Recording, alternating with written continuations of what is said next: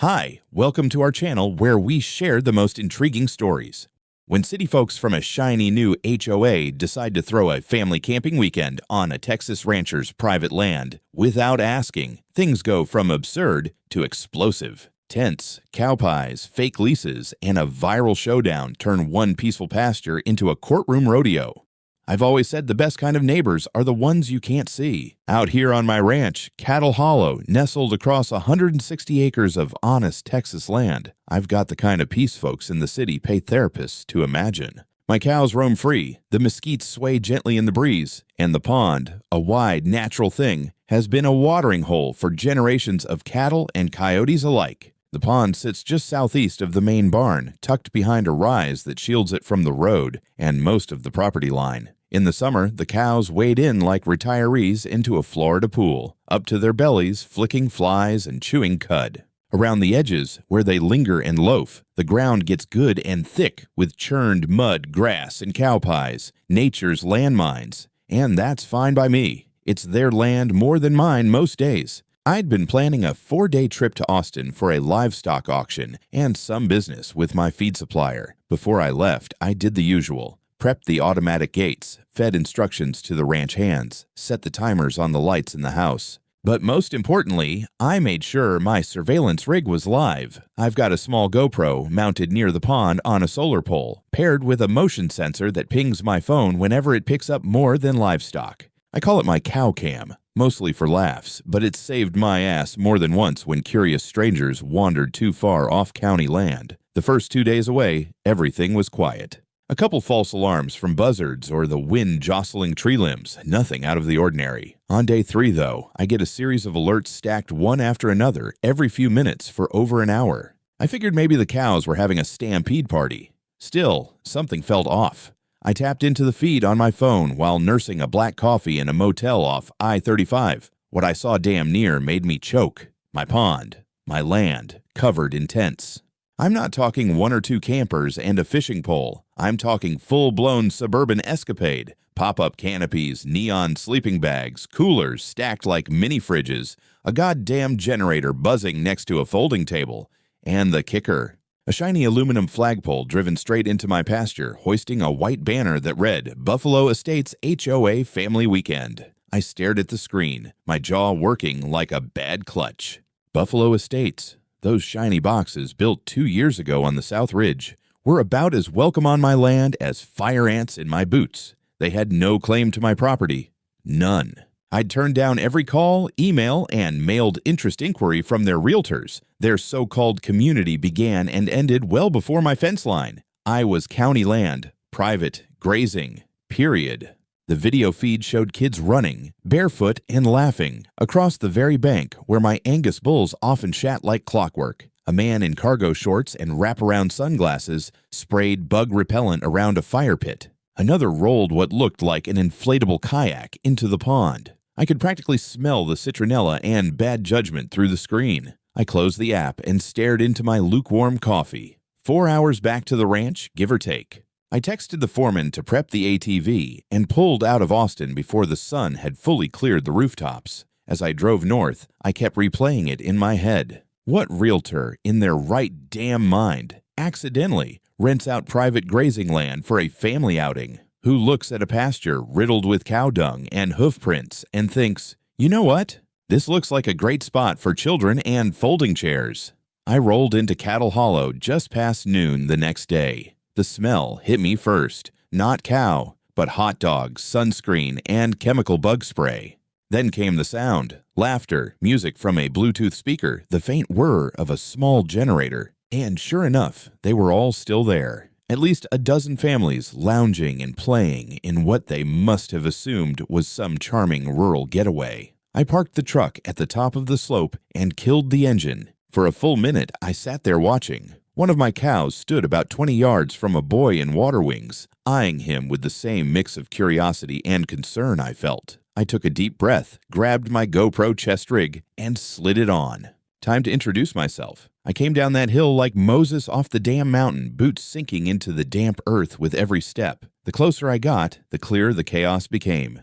Tents of every shape and size dotted the edge of the pond like some discount music festival. A group of kids tossed a frisbee dangerously close to one of my cows, and a woman in yoga pants was struggling to light a grill under a pop-up canopy that listed hard to one side in the muddy ground. The generator chugged along beside a plastic table strewn with juice boxes, hand sanitizer, and a laminated sign that read, HOA, Welcome Center. It took every ounce of restraint I had not to laugh or scream. Then I saw her. She was standing near the flagpole, arms crossed, blonde bob, visor, and that posture only certain kinds of entitled people seemed to master, like a swan ready for war. Karen Yurt, president of the Buffalo Estates HOA.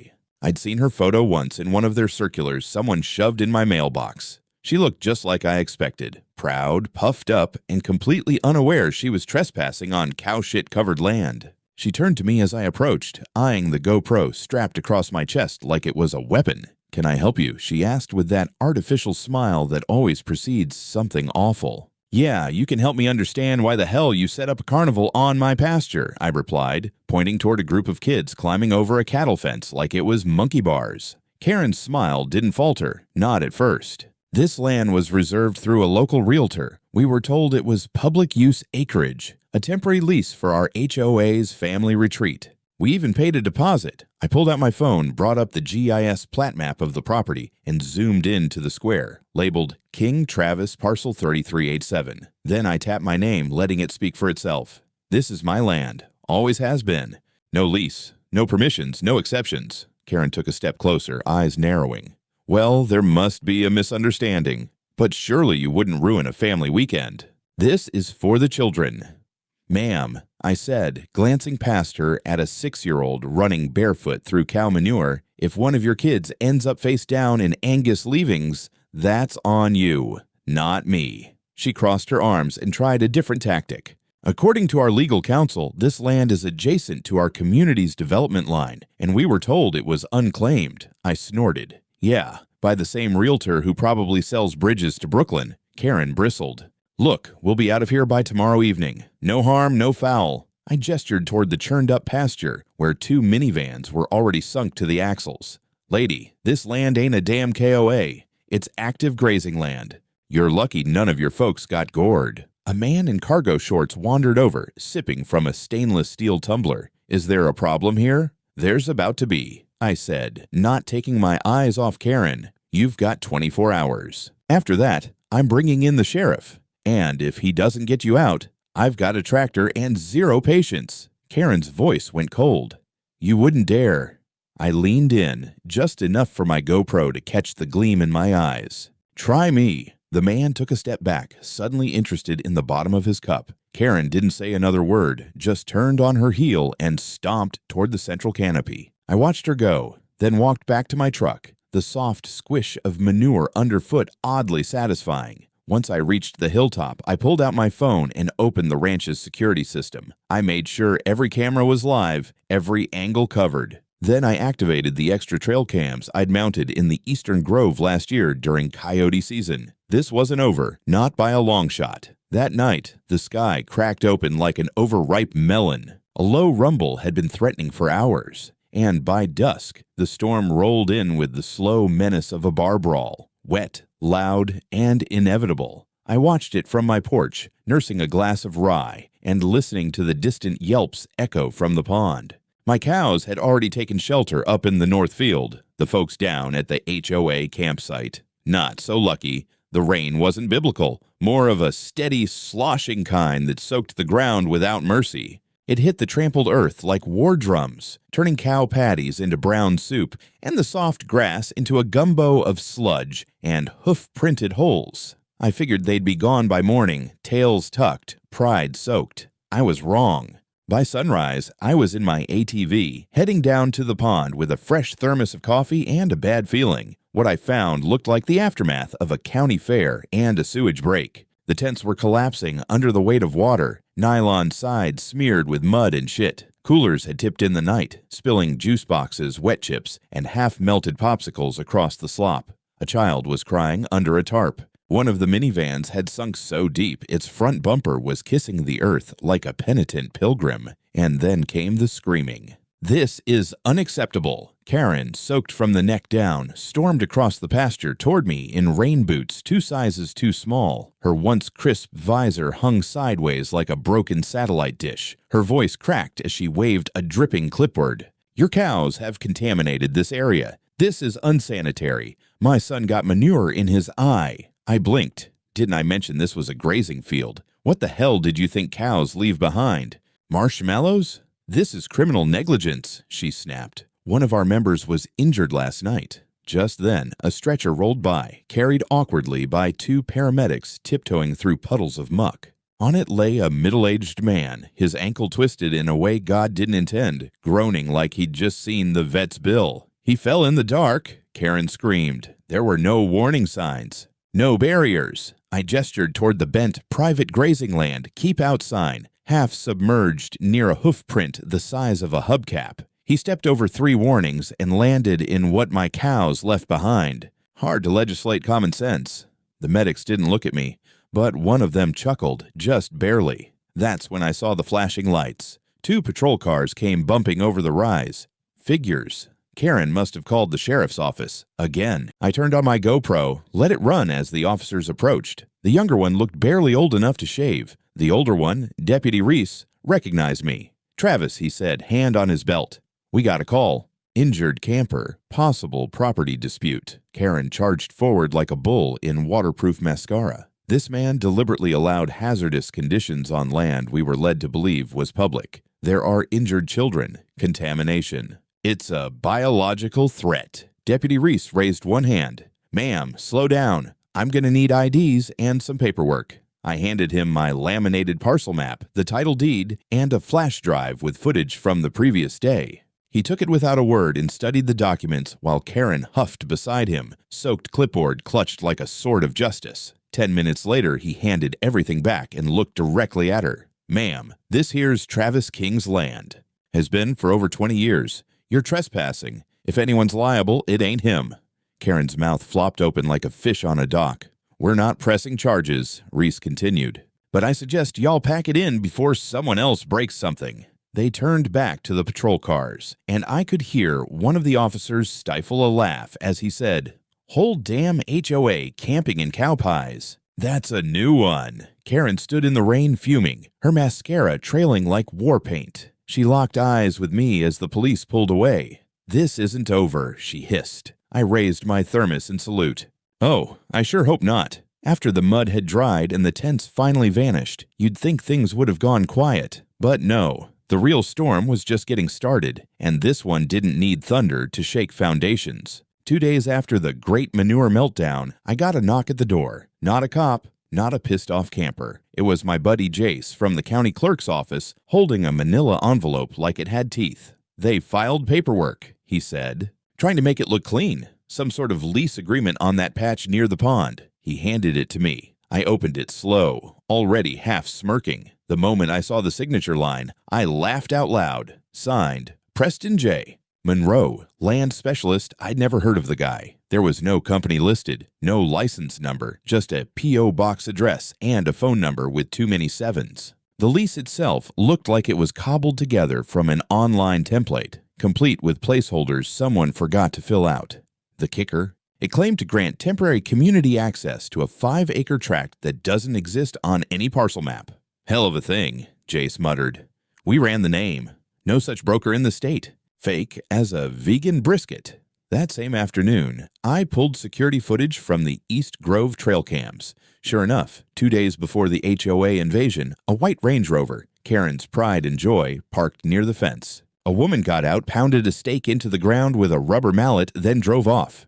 15 minutes later, a man in slacks and a wrinkled golf shirt arrived and dropped off what looked like brochures in plastic sleeves, stuffing them into a mailbox post he probably mistook for community property. This was no misunderstanding. This was a scheme. Later that evening, I got a call from Benny Ortiz, a part-time rancher and full-time gossip mill from 2 counties over. Benny's niece worked at the local title office and mentioned something about HOA members requesting emergency retroactive lease validation, trying to cover their backs after the fact. "You didn't hear it from me," Benny said, munching loudly on something pickled. "But one of them said Karen forged half the damn paperwork herself. She even called it a land usage loophole. That's when I knew. She wasn't just arrogant. She was desperate. Desperate enough to manufacture a legal fig leaf and hope nobody noticed the stench. The next day, I drove past Buffalo Estates. From the road, it looked pristine. Cookie-cutter homes, chemically green lawns, American flags on porches, not a hair out of place. But under that perfect facade, I could feel the tension brewing. One of the HOA board members, a guy named Dave, gym shorts, sock tan, and the survival instincts of a deer in headlights, caught sight of my truck and actually waved me down. I just wanted to say I didn't vote for this," he blurted, glancing nervously over his shoulder. Karen didn't exactly ask permission. She just said she'd worked it out with a private broker. I nodded, letting the silence hang heavy. He was sweating through his polo. "She told us it was county land," he added. "Said it wouldn't be a problem. We didn't know there were cows." "Jesus, man, we didn't know there was you." I gave him a long look, then said, "You all came onto my land like you owned it.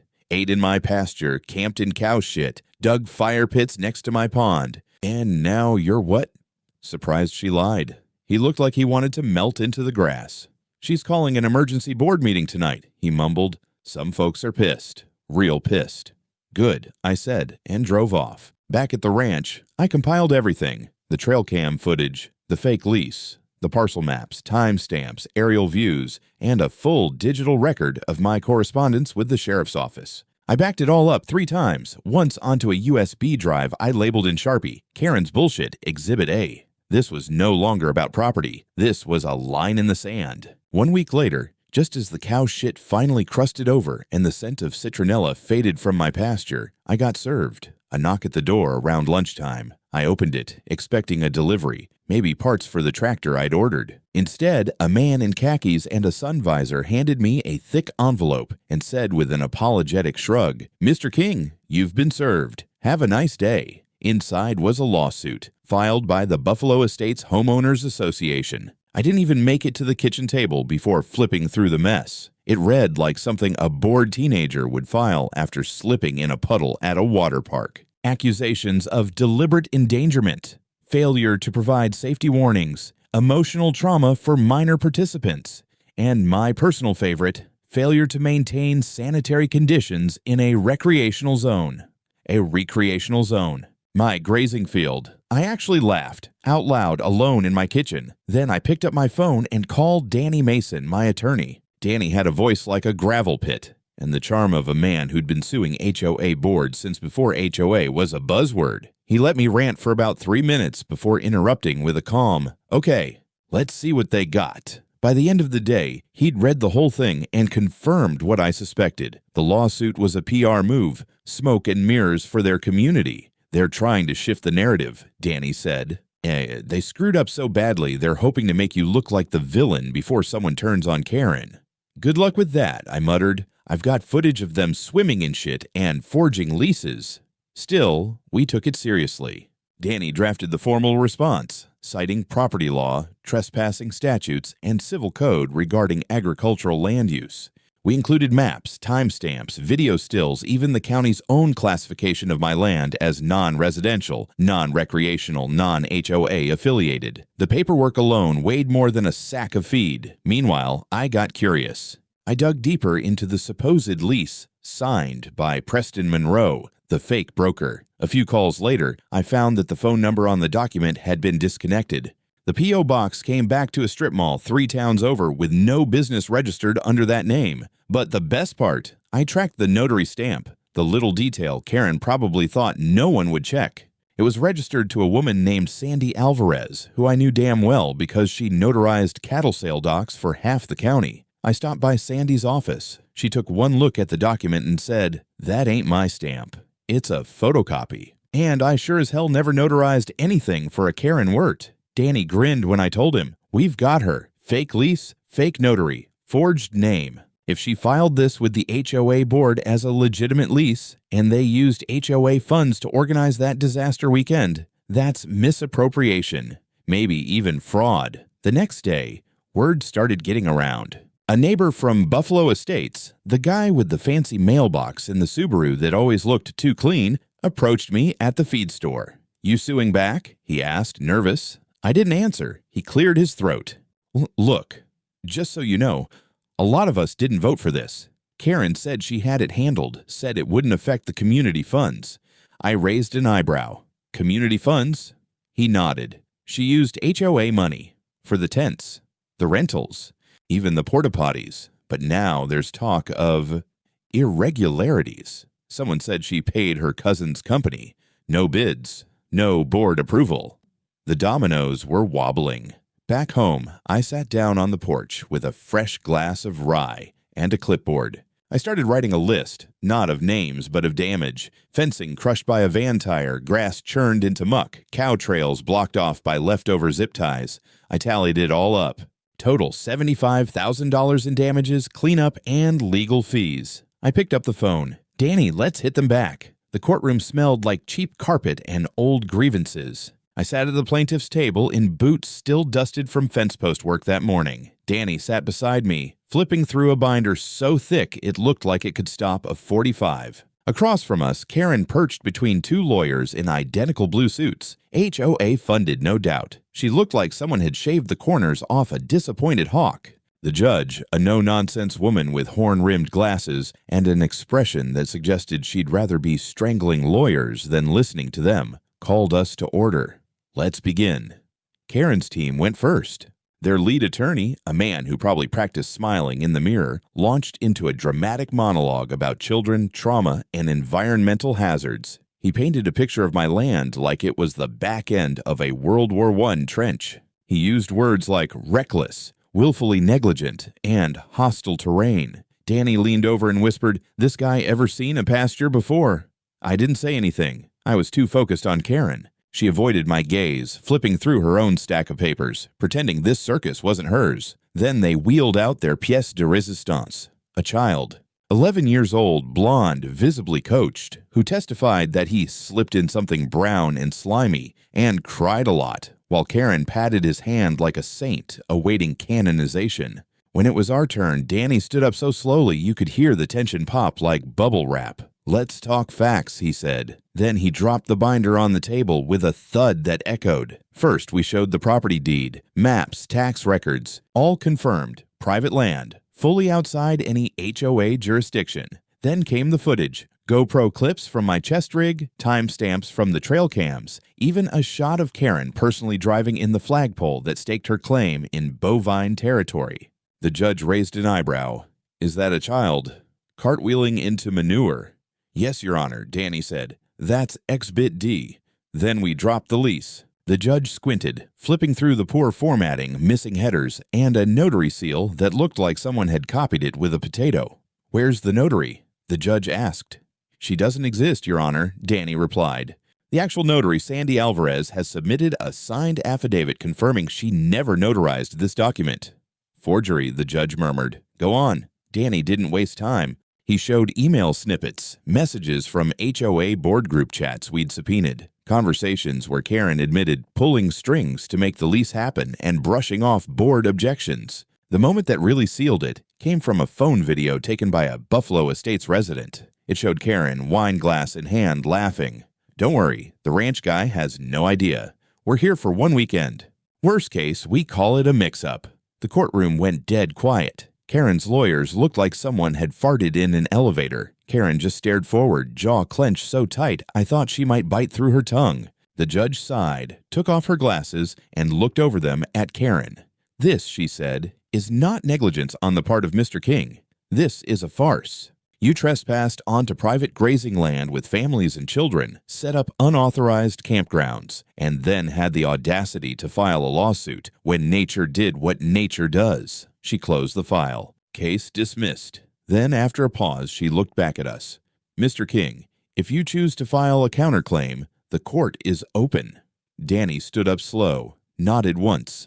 "We're already drafting." Outside the courthouse, a small group of HOA members had gathered, hoping for a win. What they got instead was Karen storming past them, face pale, lips drawn tight, ignoring every question they threw at her. And me? I just tipped my hat and walked to my truck, already thinking about what that 75 grand was going to fix. The courthouse was barely in my rear view when Danny called. "She handed it to us on a silver platter," he said, the grin audible in his voice. I'm filing the counterclaim today. By sundown, the lawsuit was official, $75,000. Trespassing, environmental damage, destruction of grazing land, emotional distress, and Danny's personal favorite, misappropriation of HOA funds. He'd written it like a legal chainsaw, no fluff, no mercy. Everything we had, photos, video, affidavits, statements, was bundled in a neat 3-inch thick declaration of war. The news traveled fast. By the next morning, local gossip was already 2 days ahead of the facts. I stopped at the feed store and got a nod from a retired rancher who never spoke more than 10 words to me before. At the diner, the waitress topped off my coffee before I could ask.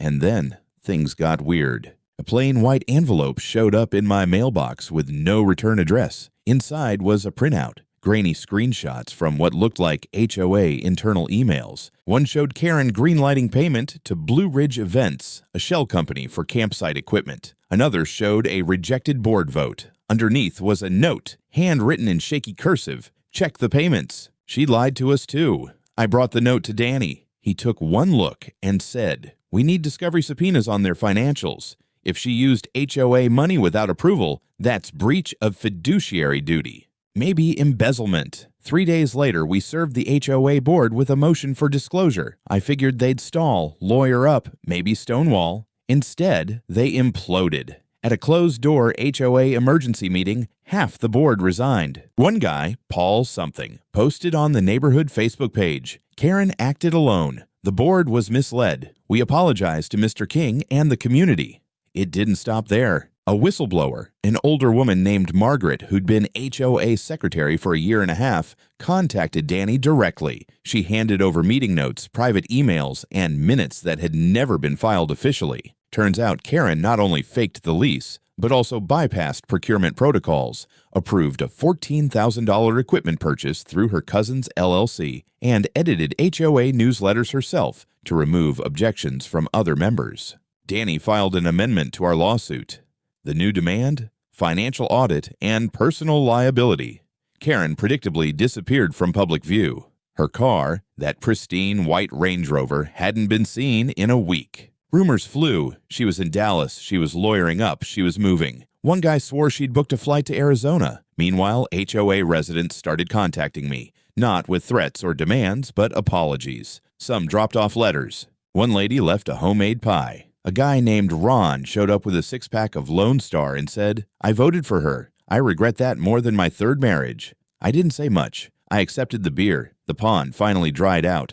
The cows returned, confused at first, sniffing the faint smell of citronella and suburban chaos. I watched them wade in and graze like nothing had happened. But me? I knew we weren't done yet. By the time the next hearing rolled around, Karen Wirt had morphed from the smug queen of Buffalo Estates into a ghost with a legal trail. Her HOA throne was crumbling under her perfectly manicured feet, and for the first time since this circus started, I wasn't the only one gunning for her. We walked into the courthouse with folders under each arm and a stack of financial documents tall enough to use as a booster seat. Danny had subpoenaed every transaction, invoice, and receipt tied to the family weekend retreat. What we found wasn't just sloppy, it was nuclear. Inside the courtroom, Karen looked smaller. Not physically, but her presence had shrunk. She didn't make eye contact. Her fancy lawyer didn't speak with the same arrogance. And for once, she didn't bring that damn clipboard. Danny laid it all out with surgical precision. "Your Honor," he said, "what began as trespass has since uncovered willful fraud, financial misconduct, and abuse of leadership within the Buffalo Estates HOA." He started with the forged lease, showing how the broker never existed, the notary was falsified, and the contract's legal weight was the equivalent of a soggy napkin. Then came the receipts, thousands of dollars paid to Blue Ridge Events, an entity owned by Karen's cousin. No board vote, no bids, just an untraceable Venmo trail and a vague memo line that read "Camp Gear." Next, he presented the internal emails, one where Karen told the treasurer to process fast and ask questions later, and another where she laughed off a board member's. Concerned by writing, "Travis won't do anything. He's a rancher, not a lawyer." The room went silent at that one. Even the bailiff raised an eyebrow. Karen's defense tried to spin it, claimed there was confusion during planning, that she believed she had authority, and that the intent was always wholesome. But Danny hit back harder. "You can intend to host a barbecue," he said, "but when you break into someone's backyard, build a fire pit, and invite the neighborhood, that's still trespassing. And if you use stolen HOA money to buy the hot dogs, that's still theft." The judge was stone-faced until the end. Then she leaned forward and spoke slowly, clearly, like she wanted every syllable carved in stone. "Ms. Wirt, this court finds that you acted beyond your authority, falsified legal documentation, and misused communal funds. I will be referring this matter to the district attorney's office for review of potential criminal charges." Karen's face went pale. Her hands clenched the edge of the table like it was a lifeboat. "As for the civil claim," the judge continued, "this court recognizes the extensive damage done to Mr. King's property and reputation, as well as the personal cost of defending against a meritless suit. I will be awarding compensatory damages to Mr. King in the amount of $62,000.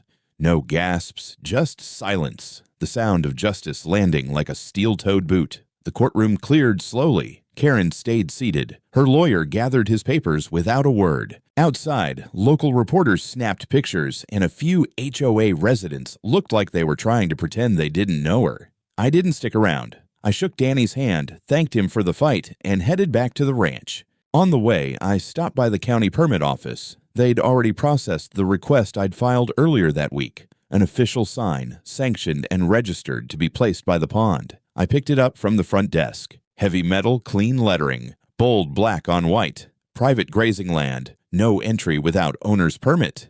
And beneath it, in smaller print, violators will be prosecuted or humiliated, whichever comes first. The check came 2 weeks later. $62,000 straight from the Buffalo Estates HOA general account, or what was left of it. According to Danny, the HOA's insurance refused to cover the mess once fraud was confirmed. That meant the payout came directly from their emergency reserves, which I imagined were originally intended for potholes, landscaping, and perhaps some community barbecues, not legal settlements involving cow pies and fake leases. I didn't celebrate, not in the traditional sense. No champagne, no parade. Instead, I did what any good rancher would. I reinvested. First, I called the fencing crew and had them reinforce the entire perimeter of the southeast pasture. Steel posts, barbed, triple strand, anchored deep. Then I contracted a land remediation team to detoxify the soil around the pond. Apparently, some of the campers had dumped gray water near the edge. Idiots. It took them 3 days, 2 small backhoes, and a truckload of peat mulch to repair the damage. Next, I hired a sign engraver, local guy, worked out of his garage. Told him I wanted something that would outlast weather, time, and the memory of HOA trespassers. When he delivered the finished product, it was perfect. A slab of limestone, polished smooth, bold text etched with machine precision. We placed it on a natural rise just west of the pond, so it'd be the first thing anyone saw coming over the ridge. This land is not a playground, especially not for Karens. Word spread like wildfire. Tourists passing through snapped photos. One guy from a local radio station stopped by to record a segment on property rights and petty tyranny. He had me read the inscription on air. I didn't sugarcoat it. They thought my land was a park, I said. Turns out, it was a lesson. Meanwhile, Buffalo Estates fell into shambles. With the payout drained, the board gutted, and Karen effectively exiled, the HOA's operations stalled. They couldn't afford basic maintenance. The weekly newsletter dried up. A couple families sold their homes at a loss and got the hell out. Others tried to recall what remained of the board. Last I heard, some were proposing to dissolve the HOA entirely, a bureaucratic death that frankly sounded like justice. Karen, no one really knew. Rumors flew that she'd moved to Florida or maybe Arizona. Someone claimed she was trying to rebrand as a real estate consultant, which was rich, considering she forged the last lease she negotiated. One morning, I got a letter in the mail. No return address, just a single sheet of paper inside. It read, "You humiliated me. Congratulations." No name, but the ink was purple. Same kind she used on all her HOA memos. I burned it in the fire pit. Later that week, the county came out and installed the official sign near the main access gate, right next to the reinforced fencing. Private grazing land, entry by owner permit only, with a county seal and everything. They even gave me a stack of laminated permits in case I ever wanted to let hunters, researchers, or photographers in. I placed the first one in my glove box just in case. The pond was back to its old self. Cows lazed by the edge, swishing their tails in the heat, unbothered. I stood at the top of the ridge, watching the sun dip low over the land, casting everything in golden streaks. Peace wasn't free, but damn, it was worth every penny. It's been 6 months since the invasion. The cows still don't care. They come down to the pond in the early morning, same as always, hooves sinking into the damp grass, ears twitching at flies. If you didn't know any better, you'd never guess this quiet patch of earth once hosted the single most ridiculous HOA disaster in county history. I still get asked about it. Folks stop me at the co-op, the feed store, even the bank. "You the guy with the sign?" they ask, half laughing. Or, "Heard you gave that HOA woman hell." I usually just nod, maybe mutter something like, "She gave it to herself." Then I go about my business. The story made it further than I expected. One of the clips from my GoPro, the moment I told Karen she had 24 hours before the sheriff or the tractor, went viral on some rancher forum, then ended up on TikTok. They added dramatic music. I didn't even know I had a TikTok. One video stitched in sound effects, cow moos every time Karen spoke. I didn't hate it. The local paper ran a piece. "Rancher defends land from HOA madness." It quoted me as saying, "This land isn't a damn playground." I don't remember saying that, but it sounds like me. What surprised me most, though, wasn't the attention. It was the quiet shifts. The county started holding workshops for HOAs, mandatory training on property lines, legal boundaries, and the consequences of overreach. One session was called "How Not to Invade a Ranch." I kept the flyer they sent me, framed it, hung it in the mudroom. Even Buffalo Estates changed, or tried to. They elected a new board. Rumor is, it's mostly folks who don't want anything to do with activist HOA culture. Their new president, some mild-mannered guy named Greg, sent me a letter of apology, handwritten, asking if I'd consider speaking at one of their meetings. I didn't reply, but a few of them, the quieter ones, the older couple with the rose bushes, the guy who fixed classic cars, they stopped by. Not with demands, just curiosity. One woman brought muffins. Another asked if she could paint the pond from a distance. I gave her a day pass and a folding stool. She left a thank you note. Then there was the school. A teacher from the local middle school called and asked if she could bring a few kids out to see the ranch, learn about cows, land management, what it really means to own something. I said sure, under 2 conditions: no sandals and no HOA hats. They came out last Friday. 12 kids, 1 tired teacher, all wide-eyed at the size of my bull named Brisket. I showed them the water system, let them pet a calf, told them about the storm, the cow pies, the fake lease, and the limestone warning at the edge of the pond. One of the kids asked, "Is that really true? A lady put a flag here and said it was hers." "Yep," I said, "but the cows didn't care. They don't vote on who's in charge. They just show up and take what's theirs." She thought about it for a second, then asked, "So, who really owns the land?" I looked out at the horizon, the hills rolling like waves under the Texas sky. "The one who takes care of it," I said. "That's who always has."